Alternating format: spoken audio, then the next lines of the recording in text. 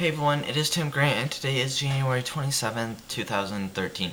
And so I had homework over this weekend, and it was to read the inaugural addresses of, let's see, Thomas Jefferson right here, then of Abraham Lincoln right here, and then of JFK, John F. Kennedy's right there, and then Obama's, and then just contrast the difference or similar, or just to compare. Compare the, sorry, it said compare Obama's inaugural address to the rest of the presidential addresses, and the way that my teacher said it, or she was talking about it, and she was talking about how they're so different, and Obama's is so decisive and partisan, and how everyone is criticizing his speech for being so bad and stuff like that because it's very divisive kind of. And so I decided to write my 5-paragraph essay in a little bit of a different fashion. And so I will be reading you guys my essay.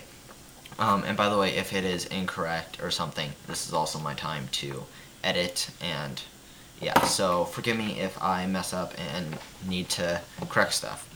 Okay, anyways. On January 21st, 2013, President Barack Obama was sworn in for a second term as President of the United States of America and gave his inaugural address. The President's inaugural speech has sparked a lot of contempt and debate.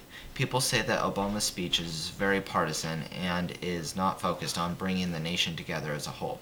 People argue that Obama stepped way out of line and did not follow what previous presidents have done and said in their inaugural speeches.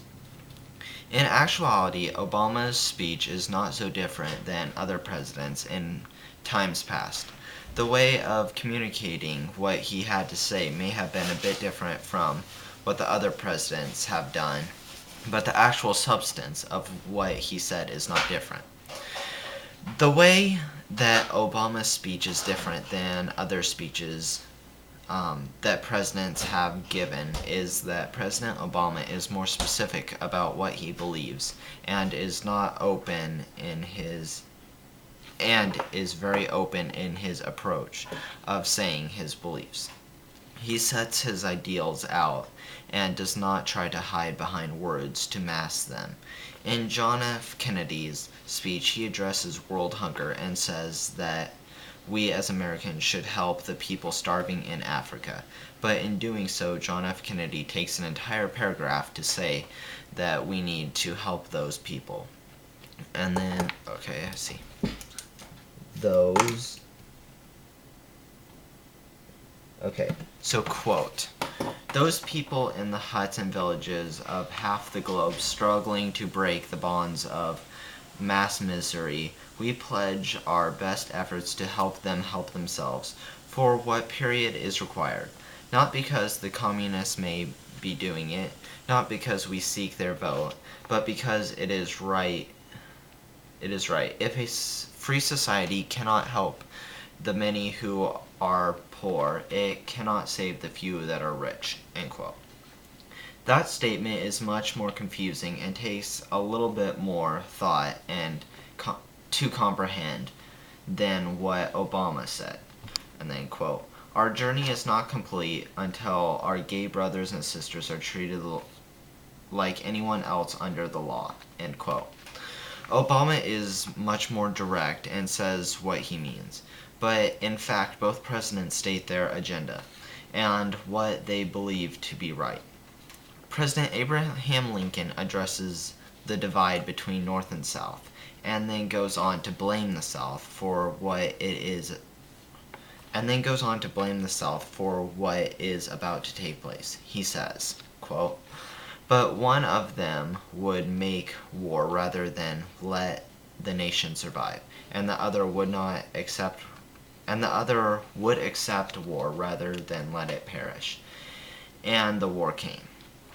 Here's an example of another president addressing the big issues of the time period.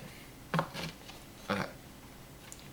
A main theme of all the inaugural addresses is the theme of unity. The inaugural address is usually a speech where presidents talk about becoming unified and accomplishing tasks facing them together.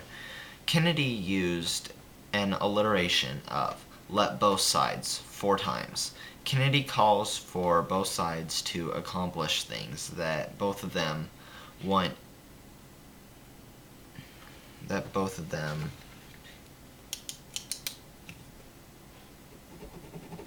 Okay. Kennedy calls for both sides to accomplish things that both of them can agree on, such as expanding science to the benefit of mankind and not to the detriment, and to set the oppressed all over the world free. Obama also used an alliteration in almost the exact same way that Kennedy did. Obama used the word together at the start of each paragraph 3 times. He also, as did Kennedy, sent out a call for unity from both parties to make a better future. That is not the only way Obama tried to. New sentence. That is not the only way Obama tried to unify everyone as one nation. He quotes the Declaration of Independence in hopes to bring the nation together. Then maybe I should add a little bit more about how. Okay, and then another common theme that three of the speeches had was the idea that the person taking the office is not perfect. He knows that he is not perfect and that the goals he wants to get done might take a very long time to happen. In Thomas Jefferson's inaugural speech, he says, I ask your indulgence for my own errors, which will never be intentional, end quote. Then in Kennedy's speech, he says, quote, all this will not be finished in the first 100 days, nor will it be finished in the first 1,000 days, nor in the lifetime of this administration, nor even perhaps in our lifetime on this planet. But let us begin, end quote.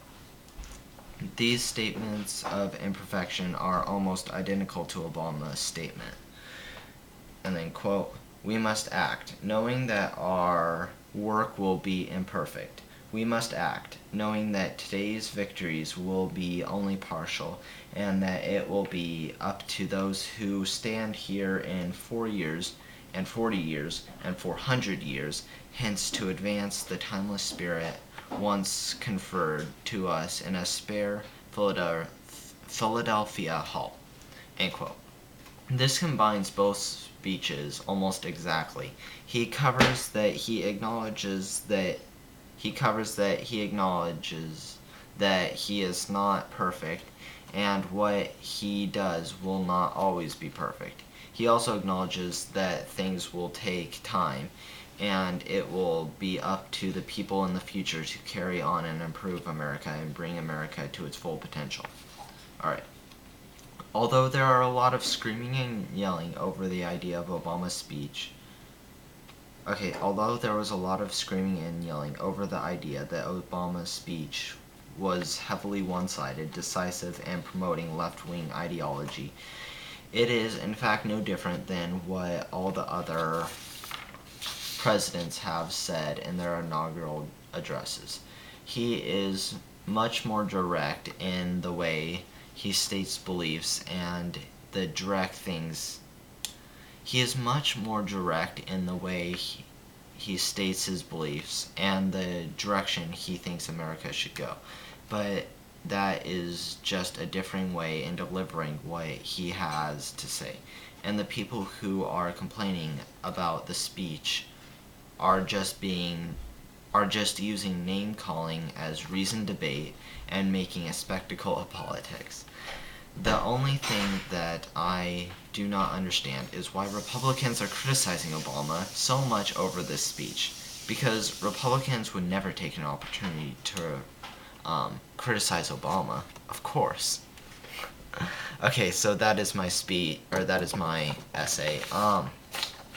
Yeah, I wonder what she'll say to that, because she was just going off about how Obama's speech is so much different, and he broke the precedent of speeches or inaugural addresses by being so partisan and stuff like that. And then I'm just gonna come out with this, because I was going to do a thing of how it was so different, but I just couldn't find that much because it wasn't that different. Like, looking at all the other previous addresses, like, they kind of did the exact same thing. So yeah, that is what I did today, and I am going to go and correct those things. It is currently 11:44 right now.